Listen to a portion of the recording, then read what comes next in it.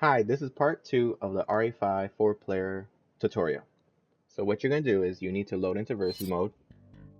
You're going to host the game.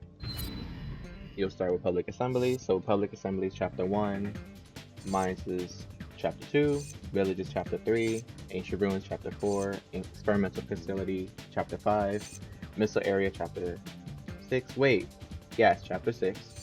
Ship deck is the DLC, so ship deck will be Lost in Nightmares, and then prison will be Desperate Escape. But Desperate Escape is not ready, so it'll crash your game. It's not worth loading. Lost in Nightmares, you could do. So you host the game. You can do Slayers or Survivors. I wouldn't do teams. It'll make it a little buggy, especially if you have like 3 players and 2. Just do Survivor or Slayers. You host your game. Invite your friend. And while the friend is joining, I'm gonna show you, you're gonna need this trainer. So you need the Re5 Razor Trainer. What you're gonna do is on the bottom, there will be a skip cutscene. You're gonna click that. I'm gonna re-click mine so you see the check mark. I like to do ignore missing files just to make sure there's no crashes, anything like that. Once you do that, you're gonna just ready up.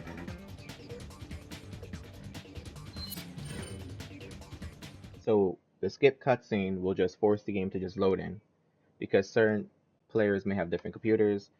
Some players will be delayed, some will just load in, and because of the inconsistency, especially with 4 players, players will just DC. So we're here. Chris, Sheva, can you read me? Chris here, coming in loud and clear, Kirk.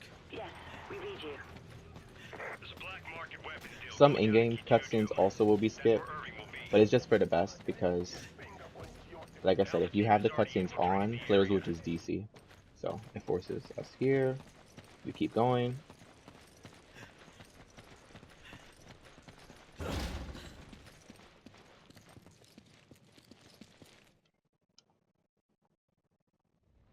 And wow, we're here. So it's best to start with survivor loadouts because you'll have the one gun like you're supposed to do when you start. But yeah.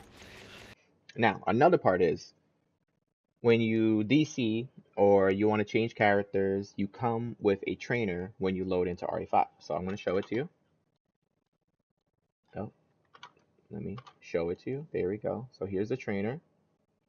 Up here is chapter select, so you can change the chapter, and then you have player swaps. It's already set up. We're going to load into chapter 1-2 because let's say we're playing chapter 1-1, but we DC, somebody disconnects. We're going to go into chapter 1-2 to load in there, and then we can change characters. I'll be Barry, then player 2 will be default. If there's no checks, there's no freezes here, the character will just stay the same as it is in the lobby. Rule of thumb though, you need a sheva. For some reason, sheva is like the one who keeps Re5 working. So to transition and do the co-op parts, you need sheva there, or it won't work. Also, it's better to have sheva as player 2, because if she's player 1 and you do a co-op action, it will mess up. Not the door transitions. Anyone could be sheva. The co-op parts, like the jumping from one place to another, it won't work if she's player 1. So I'll host, I'll do survivors, I'll send an invite, and then since I'm Barry, you can do any weapon. So I'll be Barry with geo weapons.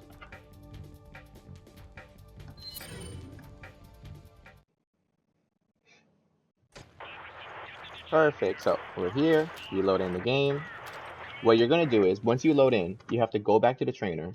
You're going to unfreeze the chapter select. You have to unfreeze it because if you keep it on and you go to the next checkpoint, you're going to go back here. You're going to restart the whole beginning. Stupid.